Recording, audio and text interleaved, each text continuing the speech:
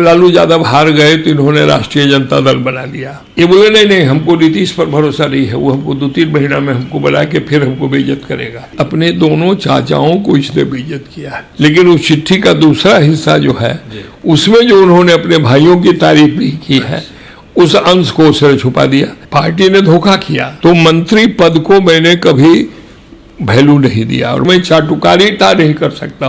चापलूस, दरबारी, दलाल, कनफुकवा से भरे पड़े हैं, उनसे मुझको ज्यादा अनुभव है राजनीति का। भले वो मुख्यमंत्री हो जाए, मंत्री हो जाए, वो कहते हैं जुम्मा 8 दिन पैदा हुआ।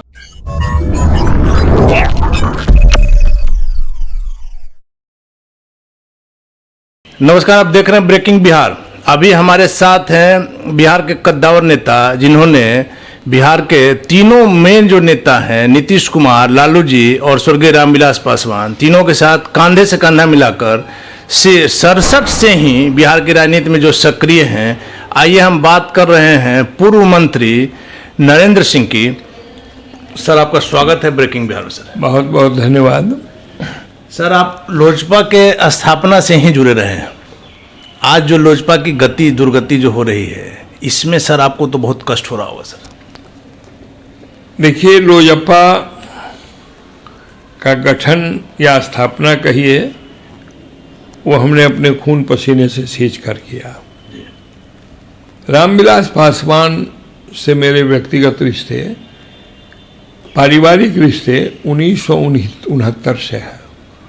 1969 में मेरे पिताजी उस दिनों समाजवादी आंदोलन के बड़े नेता होते थे जी।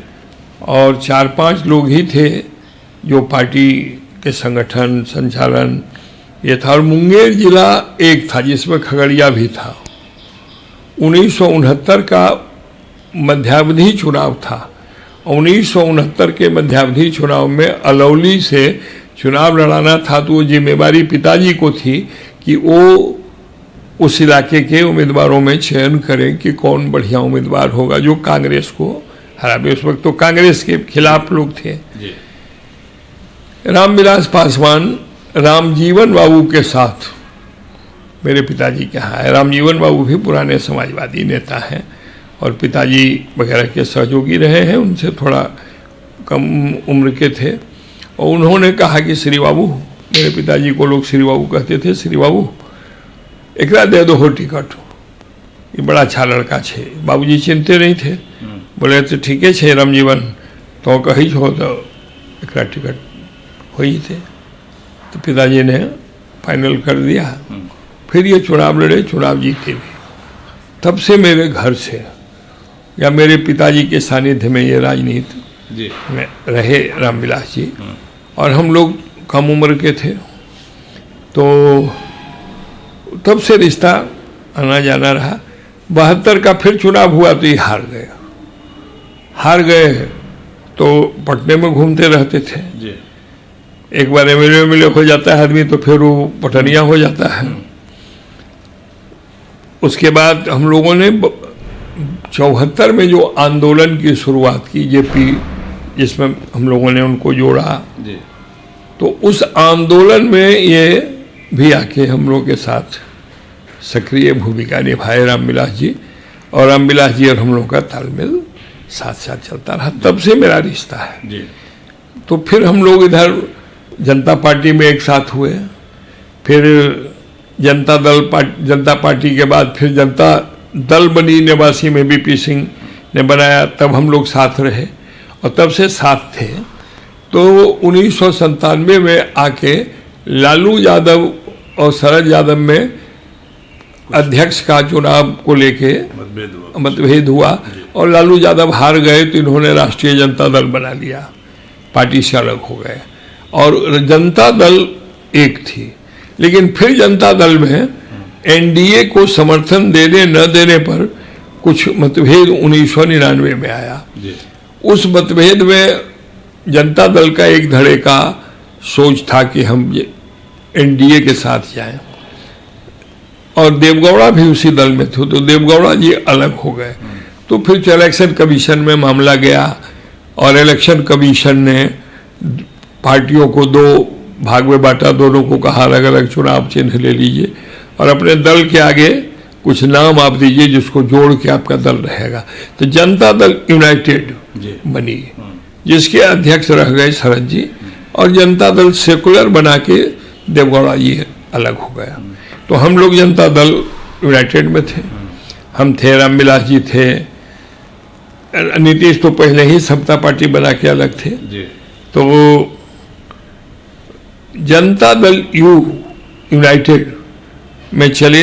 1999 का चुनाव जीत लड़ा गया, 2000 का लड़ा गया। 2000 के बाद झंझट पैदा हो गया शरद यादव जी में और रामविलास पासवान जी में।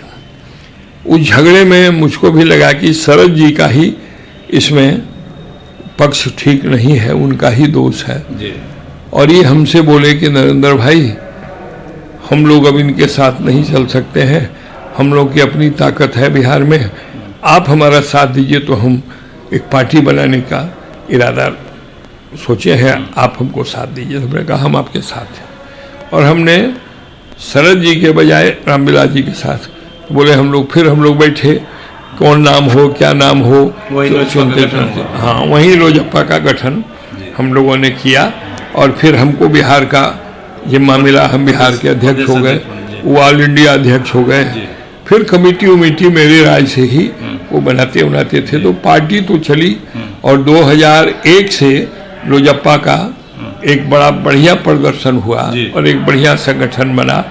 और 2001 से 5 यानी 4 सालों में हमने पार्टी को इतना खून पसीना गमाया कि हम एक क्षण सोते नहीं थे, ठीक से खाते नहीं थे। दिन भर बिहार भर घूमना, संगठन करना, लोगों को जोड़ना, एक एक आदमी को पकड़ के लाना, कौन कहाँ प्रभावी है, किसी दूसरे दल में है उसको लाके, और जो रोज सभा प्रदर्शन करके इस पार्टी को। उसका असर विधानसभा चुनाव में देखने को मिला कि 29 सीट यूपीए के साथ भी नहीं और एनडीए के साथ भी नहीं, अकेला लड़े, और 40 सीट पर हम 1000 वोट से कम वोट से हारे।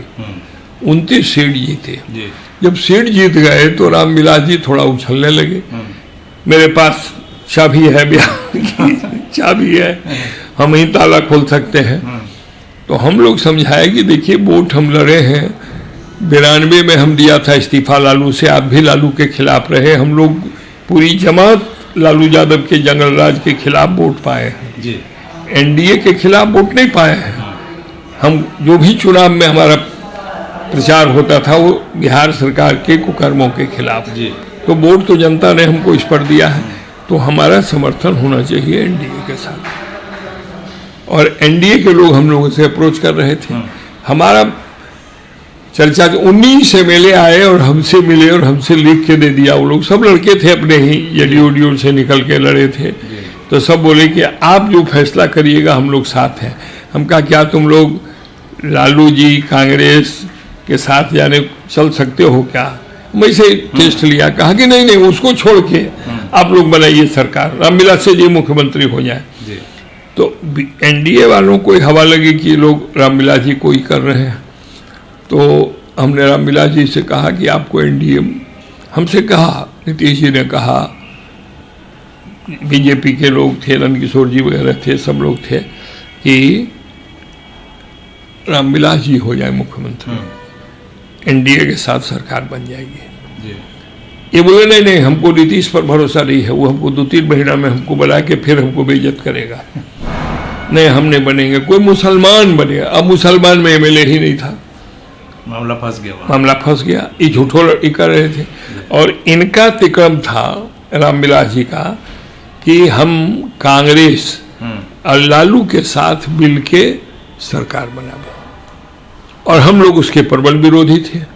जब हमने इनको बहुत मनाने उनाने की कोशिश की, जब ये नहीं माने, तब हमने विधायकों की बैठक बुलाई, और भाई उसमें से 22 लोग हमारे साथ खड़े हो गए समर्थन से। हाँ, कि भाई नहीं, आप जो कहिएगा सो करेंगे। टिकट ही हमने बांटा था।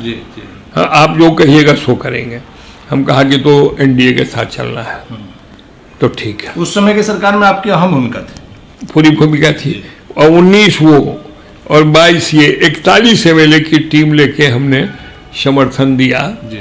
और समर्थन नीतीश कुमार को जी। दिया तो सरकार इनकी बनी, समर्थन दिया तो फिर रात को भंग हो गया 12 बजे, तो हम लोग जब निकल गए वहाँ से तो हम लोग सब लोग जेडीयू में कहा कि हम लोग इसी में शामिल होते हैं। हमने पार्टी पर क्लेम नहीं किया, हम चाहते तो पार्टी पर क्लेम कर सकते तो थे। यही सर हम जानना चाह रहे हैं कि जिस पार्टी को आपने अपने खून पसीना से सींचा, उस पार्टी की आज ये जो दुर्गति जो हो रही है, आपने रामविलास जी के साथ भी काम किया है, तो अभी क्या सर आपको लग रहा है, चिराग संभाल पाएंगे या पारस ले जाएंगे? देखिए, रामविलास जी का शुरुआती दौर का राजनीतिक क्रियाकलाप बहुत ही ठीक ठाक था। बाद के दिनों में कुछ पारिवारिक दबाव में, इधर फिलहाल जब हम अलग हुए हैं तब वो कभी लालू के साथ, कभी इधर कभी उधर, कभी तो कसम खाते थे कि एनडीए में नहीं जाएंगे। एनडीए से 2014 में जो हवा देखी, जो इसको इनको कहता है मौसम वैज्ञानिक लालू, तो लालू को छोड़ के चले गए एनडीए के साथ, और एनडीए में गए तब तक इनका बेटा जवान हो गया और इनके परिवार का इतना दबाव था कि बेटे को ही आगे करे। परिवारवाद का आरोप उन पर सर शुरू से लगा। तो ये बेटे को टिकट आगे कर दिया, और इतना ही नहीं किया जो उनको नहीं करना चाहिए था। उनके लिए उपयोगी थे पारस राम लक्ष्मण की तरह मैंने देखा है शुरू से। राम अगर वो है तो लक्ष्मण की तरह एकदम उनके साथ कदम से कदम मिला के, वो कहाँ खाएंगे, कहाँ सोएंगे, कब आएंगे। जब पटना आते थे, कहाँ प्रोग्राम होगा, वो प्रोग्राम कैसे सफल होगा, वो सारी व्यवस्था। और इतना ही नहीं, ये मैं देख रहा था 1996 से कि जो चुनाव लड़े हैं, वो चुनाव का मैनेजमेंट पारस जी के हाथ में था, और ये सिर्फ घूमते थे, ये फेस थे, और जमीन से, वर्कर से, इनको देना है यहाँ जिम्मा, आपको देना है यहाँ जिम्मा, ये जिम्मेदारी देके कैसे ये चुनाव जीतेंगे, हमको क्या करना है, उसको सबसे बात करके पूरा मैनेजमेंट ये करते थे पारस जी। पूरी पार्टी यही चलाते थे, लेकिन वही गड़बड़ा गया बेटा, वहाँ गड़बड़ा गया बेटा के चक्कर में। तो ये जो दे दिया, और वो कोई है फालतू टाइप का, कोई ब्रोकर टाइप का लड़का है जो उसके साथ आजकल लगा। नाम आ रहा है सर सौरभ पांडे, शायद नाम हमको, हाँ, कोई पांडे करके आ रहा है, जिसके चक्कर में ये अपना बहुत गंदे परिवार में विभेद हो गया। हाँ, विभेद हो गया। और बहुत बार मुझको ये जानकारी है कि अपने दोनों चाचाओं को इसने बेइज्जत किया है, अपने वर्कर को बेइज्जत किया है, सीनियर वर्कर जो रामविलास जी के साथ बैठने वाले, साथ के लोग, या उनसे जूनियर भी रहे लेकिन बैठाते हैं साथ, बात करते हैं, वो इसके चाचा की उम्र, पिता की उम्र के लोग, उन लोगों के साथ भी इसके व्यवहार बहुत ही उपेक्षा और अनादर का रहा। सर पारस जी लगाए हैं आरोप, जो आप बता रहे हैं कि सौरभ पांडे के कारण ये हुआ, लेकिन कल जो चिराग ने ये पत्र जारी किया है रामविलास जी को लेकर, रामविलास जी जो लिखे थे, वो उसमें तो सर लग रहा है कि सौरभ पांडे निर्दोष है। देखिए, उनसे जो चिट्ठी लिखवाया वो भी एक साजिश है, लेकिन उस चिट्ठी का दूसरा हिस्सा जो है, उसमें जो उन्होंने अपने भाइयों की तारीफ भी की है, उस अंश को उसने छुपा दिया, वो पूरा पत्र तो है नहीं। अच्छा सर, एक चीज और है कि आप जमुई और चकाई सीट जो है, ऐसा माना जाता है कि शुरू से आप जिसको चाहेंगे वही जीतेगा। इस बार सर आपका सीट कैसे लूज हो गया, एक सीट? देखिए, कभी कभी समय का फेर होता है, काल होता है। हम ही 1995 में चुनाव हार गए करीब 1200 वोटों से, और 2000 में हम 2 विधानसभा से जीते, और जहां से 1200 से हारे वहां 39,000 के मार्जिन से जीते निर्दलीय। तो ये कभी कभी ये हो जाता है। दूसरा कि मैं बीमार हो गया था उस समय, तबीयत खराब। हाँ, और ये भाजपा का कैडर था, और पार्टी ने धोखा किया दोनों के साथ, एक जेडीयू के साथ रहा। हमारी राजनीति किसान नौजवान अलग थी, लेकिन ये दोनों उसी एनडीए के गठन में था, लेकिन इन लोगों ने इसके साथ, दोनों भाइयों के साथ वफादारी नहीं की और इन दोनों को टिकट नहीं दिया। तो जो यहाँ हार का मुंह देखना पड़ा है जमुई से। हाँ, तो ये भी कारण है कि ये 5 वर्ष तो बीजेपी का संगठन ऐसा मजबूत किया कि जमुई में नामो निशान नहीं था बीजेपी का। अजय प्रताप ने वहाँ बहुत हाँ, और बीजेपी भी एक ही सीट पर अपनी ताकत झोंके हुए थी जमुई पर, चूंकि अजय था वहाँ, और लास्ट टाइम में इसका टिकट काट दिया और हम बीमार हो गए। तो एक हवा वहाँ चली कि कहीं आरजेडी नहीं जीत जाए, नरेंद्र बाबू भी नहीं है, कमजोर पड़ जाएंगे, तो आरजेडी न जीत जाए तो बहुत वोट जो अजय का पक्षधर था वो वोटर आरजेडी को हराने के चक्कर में उधर चला गया, क्योंकि आरजेडी से जो वहाँ उम्मीदवार पहले से विधायक था उसके क्रियाकलाप से लोग बड़े भारी क्षुब्ध थे। वो जिस ढंग का उदंडता पूर्वक वहाँ पेश आता था, हाँ विजय प्रकाश, तो उसको हराने के लिए लोग एक मुश्त एक साथ हो गए बीजेपी से। आप सर सत्ता के एकदम इतना करीब रहते थे, लालू जी, रामविलास जी और नीतीश कुमार के साथ बैठ कर राजनीति करने वाला व्यक्ति, आज सर उस जगह आप नहीं है जहां आपको रहना चाहिए। हम कौन जगह नहीं है? अरे मंत्री पद तो आप लोग यही समझ रहे हैं, जगह का मतलब सरकार और पद। तो मंत्री पद को मैंने कभी वैल्यू नहीं दिया और मंत्री पद पाना मेरे जीवन का लक्ष्य नहीं रहा।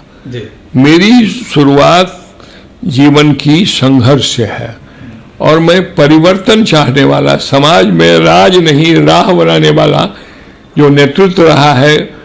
महात्मा गांधी को तो हमने देखा नहीं, लेकिन हमारे घर आते थे, लोहिया जी हमारे घर रहते थे, पिताजी के नेता थे, और फिर जयप्रकाश जी के सानिध्य में हमारा जीवन गुजरा। तो ये हम उन से संस्कार पाए, उसमें सत्ता कहीं नहीं है। परिवर्तन और संघर्ष, राज सत्ता के विरुद्ध ही खड़ा होना हमने सीखा है जीवन में। एक चीज सर आप पर और लगता है आरोप कि आप ज्यादा दिन किसी के साथ नहीं रह पाते हैं। नहीं, ज्यादा दिन हम नहीं रह पाते हैं, ये आरोप लग सकता है, लेकिन मैं ज्यादा दिनों तक गलत, अन्याय या अनर्थ महसूस नहीं कर सकता हूं, और मैं चाटुकारिता नहीं कर सकता हूं, मैं दलाली नहीं कर सकता हूं, मैं दरबारी बन के नहीं रह सकता हूं। इसका तो सर अभी उदाहरण नजर आ रहा है कि जब आपके पुत्र इस सरकार में मंत्री हैं, फिर भी कोरोना काल में अपने सरकार पर समय समय पर प्रश्न चिन्ह उठाया। नहीं, हमारे पुत्र हैं वहां, तो पुत्र को वो ले गए हैं, पुत्र उनके बदौलत जीते नहीं, पुत्र अपनी बदौलत जीता, अपनी मेहनत से, अपने संगठन से, अपने तौर तरीके से जीता, और बिहार में एकलौता निर्दल जीता। जरूरत पड़ी नीतीश कुमार को तो मैंने मना भी नहीं किया, इसलिए कि पिता पुत्र की राजनीति अलग अलग है। हमने देखा कि इसकी भी इच्छा है कि हाँ हम सरकार के साथ या नीतीश जी के साथ जाए, पहले भी जनता दल में था, हमने रोका नहीं। बावजूद इसके लिए इसका कि मैं जनता दल में या इस सरकार के पक्षधर बना रहूं, ये कोई जरूरी नहीं है। तो मैं जहां जहां गलतियां देखता हूं या जहां मुझको लगता है कि ये गलत हो रहा है, यहाँ अनजस्टिस हो रहा है, यहाँ सरकार की कमियां हैं, उन खामियों को उजागर करना ये मैं अपना धर्म समझता हूं। इसलिए नेताओं से पटता नहीं है। और जो आज के नेतृत्व वर्ग है वो चापलूस, दरबारी, दलाल, कनफुकवा से भरे पड़े हैं। इसलिए मेरा नहीं पटने का एक बड़ा कारण ये है। सर 2005 में जैसा कि नीतीश कुमार जी की सरकार जो बनी, उसमें आपका सहयोग ही नहीं, आप ही के कारण बनी, लेकिन फिर भी नीतीश कुमार जी से आपकी दूरी आज बढ़ गई है, ऐसा क्यों? देखिए, शुरू के 7-8 सालों तक नीतीश कुमार और हमारा संबंध बहुत ही अच्छे रहे, और मैं ये समझता हूँ कि नीतीश कुमार से जो कुछ भी मैं विकास के बारे में, लॉ एंड ऑर्डर के बारे में, उनसे मुझको ज़्यादा अनुभव है राजनीति का। भले वो मुख्यमंत्री हो जाए, मंत्री हो जाए, और मैं जिन चीज़ों की ओर उनको ध्यान आकृष्ट कराता था उसको सीरियस लेते थे और उस पर वो कदम भी उठाते थे। आप उन्हीं से पूछ लीजिएगा, कई बार लॉ एंड ऑर्डर के बारे में हमने उनको कहा और उसने उस पर एक्ट किया। हमने कृषि विभाग को बढ़ाने के लिए जो हमने व्यूह रचना रची, हमने कृषि रोड मैप बनाया, उसमें जो हमने सहयोग सरकार से पाया या मुख्यमंत्री से, वो भी उस व्यक्ति का मिलता रहा। यहाँ कृषि कैबिनेट तक का निर्माण हुआ और एक कृषि एक स्वरूप ले रहा था बिहार में। बिहार को 2 बार आज़ादी के बाद पहली बार ये सौभाग्य प्राप्त हुआ है कि कृषि उत्पादन में, अनाज उत्पादन में बिहार को मेरे मंत्रिमंडल आपके मंत्री रहते मंत्रित्व काल में दो बार प्रथम स्थान मिला है, जिसको कहते हैं कृषि कर्मण पुरस्कार, और राष्ट्रपति देते हैं। एक 2012-13 में धान उत्पादन में और आलू उत्पादन में, और फिर 13-14 में गेहूं उत्पादन में बिहार पूरे देश में प्रथम आया। हम जिस क्षेत्र में काम करते हैं या जिस विभाग में काम करते हैं तो हम डूब कर करते हैं, और उसको लेकर हम कैसे विभाग को चमकाएं और कैसे विभाग इसी पर सारा काम करें। और उस वक्त नीतीश कुमार का रवैया हम सकारात्मक रहा तो हमारा बना। बाद के दिनों में हमने देखा कि वो कुछ चापलूसों के चक्कर में, दरबारियों के चक्कर में पड़ गए, कान में बतियाने वालों के चक्कर में पड़ गए, तो मेरी दूरी वहीं से बढ़ना शुरू हुई। और जो दूरी अंतिम बढ़ी वो बढ़ी जीतन राम मांझी के दौर में। ये लोकसभा का चुनाव 2014 का बुरी तरह हार गए, और उस चुनाव में हारने के बाद इन्होंने इस्तीफा दिया तो हमने मना किया कि आप इस्तीफा मत दीजिए, हारना जीतना अलग बात है, हार गए। जीतन राम मांझी जी को बनाया गया। हाँ, तो फिर भी ये नहीं माने, हमने फिर इनकी बात मान ली और जीतन राम मांझी को मुख्यमंत्री बनाया। और बनाया गया था इस शर्त पर कि अगला जो बिहार में नवंबर-अक्टूबर में चुनाव होगा 2015 का, उस चुनाव के बाद नया नेता चुना जाएगा तो फिर नीतीश जी छोड़ लिए जाएंगे। लेकिन 3 महीने ही भी नहीं गुजरा, इसको कहते हैं जुम्मा 8 दिन पैदा हुआ, और नीतीश कुमार लग गए फिर से बनने उसको हटाने में। हमने कहा कि देखिए, गांधी का सपना पूरा हुआ, लोहिया का सपना पूरा हुआ, जेपी का सपना पूरा हुआ कि अंतिम व्यक्ति को, दलित व्यक्ति को बिहार का मुख्यमंत्री बनाया गया है, और ये बना है तो इसको अवसर दीजिए। अगर इससे कुछ गलतियां होती हैं तो आप इनको समझाइए, बुझाइए, रास्ते पर लाइए। आप नेता हैं तो ये हमको बोलते थे, हम क्यों समझावे, आप समझाइए। हम कहा हम समझावे, हम आपसे कह रहे हैं समझाने के लिए, तो आप ही उसको माथा खराब किए हुए, आप ही उसको चढ़ाए हुए। हम कहा कि वो बच्चा है कि चढ़ाए हुए हैं, उसका भी 30-40 साल की राजनीति है मांझी की। हमारे कहने से वो कुछ बयान देता है, अपने मन से दे देता है, गलती करता है। अगर आप उससे दुखी होते हैं तो आप उसको समझाइए और गाइडलाइन करिए कि सरकार ऐसे चलाओ बाबू। यहाँ से थोड़ा और दूरी बढ़ गया, यहीं से दूरी बढ़ी, और एक और दूरी बढ़ी ज़्यादा, जो हम समझते हैं, जिन लोगों ने उनको कंफ्यूज किया। पीडब्ल्यूडी के 200 इंजीनियरों का ट्रांसफर पोस्टिंग जो इनके ललन सिंह के द्वारा किया गया था, अच्छा, उस पर आपने उसको हमने नहीं कुछ किया, मांझी ने कैंसिल कर दिया। इस पर वो गलत किया था तो उसको मांझी चाहिए चीफ मिनिस्टर कैंसिल कर दिया। इससे ज्यादा रिएक्शन हुआ और उन लोगों ने ही ज्यादा नीतीश कुमार को इनको हटाया जाए। सर, एक आखिरी सवाल, अभी देश में आपके समझ से कौन कौन सी समस्या है? देखिए, अभी देश में एक तो बड़ी समस्या है जो विश्वव्यापी है, यूनिवर्सल समस्या है कोरोना बीमारी की। ये नई बीमारी पैदा हुई है और ये नया आफत आ गया है मनुष्य के जीवन पर। ये हमारे लिए और हमारे देश के लिए बहुत जरूरी है, लेकिन हमारे साथ दुर्भाग्य ये है कि यहाँ स्वास्थ्य सेवा बिल्कुल चरमराई हुई है। आप तो सर लालू जी के राज में भी स्वास्थ्य मंत्री रह चुके हैं, तो अब क्या करना चाहिए सर? अभी तो ये करना चाहिए कि जितने हॉस्पिटल हैं सरकारी, उनको वेल इक्विप्ड करना चाहिए। सारे मशीन, अभी करोड़ों का मशीन IGMS में आज 8-10 साल से पड़ा हुआ है, जो खुला नहीं बक्सा, उसको अभी तक एस्टेब्लिश नहीं किया। एम्स में करोड़ों रुपए का है, अरबों रुपए का है मशीन पड़ा हुआ, उसको अभी तक स्थापित नहीं किया गया और उसको किया जाए।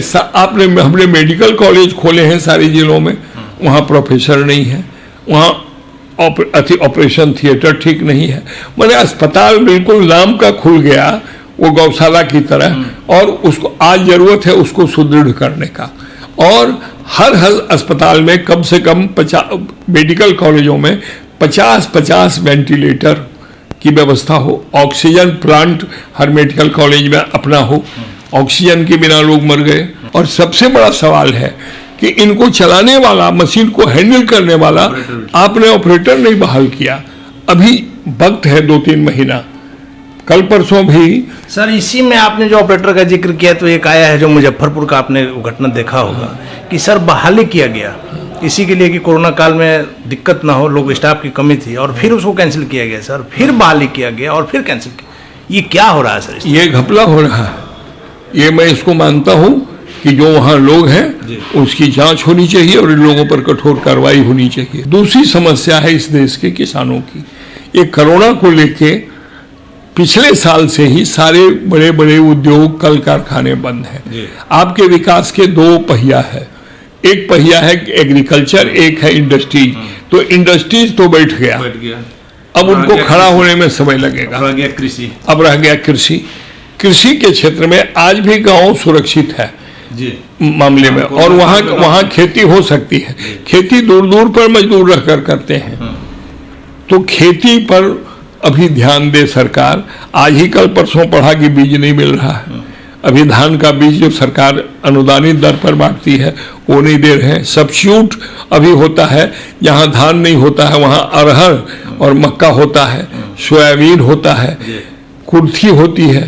तो ऐसे फसलों को, मोटे फसलों का बीज देके और सरकार किसानों को कृषि के लिए बिना ऋण का उनको कर्ज मुहैया करावे, उनको बिना सूद का कर्ज दे। हाँ, बिना सूद का कर्ज उसको मुहैया करावे। जो कृषि के औजार हैं उन औजारों को 90% सब्सिडी देके उसको किसानों को मुहैया करावे। और किसानों का अनाज जो आज देखिए देश में किसान आंदोलन हो रहा है, उचित दाम पर बिकने का व्यवस्था, उचित नहीं डेढ़ा मूल्य पर। जो स्वामीनाथन कमीशन ने 2016-17 में रिपोर्ट दी तो 19 में चुनाव के पहले मोदी जी ने कहा कि हम स्वामीनाथन कमीशन को अक्षरशः लागू करेंगे। उस कमीशन की जो पहली प्राथमिकता है वो ये है कि अनाज का जो उत्पादन का कॉस्ट बैठता है उससे डेढ़े मूल्य पर किसानों से खरीदे जाए। आज दिल्ली के चारों बॉर्डर पर अभी भी लाखों किसान हैं, और कोरोना के कारण अगर ये कोरोना नहीं फैला होता तो आज पूरे देश में एक जलजला पैदा हो गया होता किसान आंदोलन का। और बेरोजगारी बड़ी समस्या है, तो कृषि से बेरोजगारी को भी आप दूर कर सकते हैं। जिन्होंने कहा था कि हर साल 2 करोड़ लोगों को रोजगार देंगे, हर साल आप छांट रहे हैं, रेल को निजीकरण में दे रहे हैं, कर्मचारी छट रहे हैं, भेल को दे दिया, तेल को दे दिया, हवाई पट्टी को बेच दिया।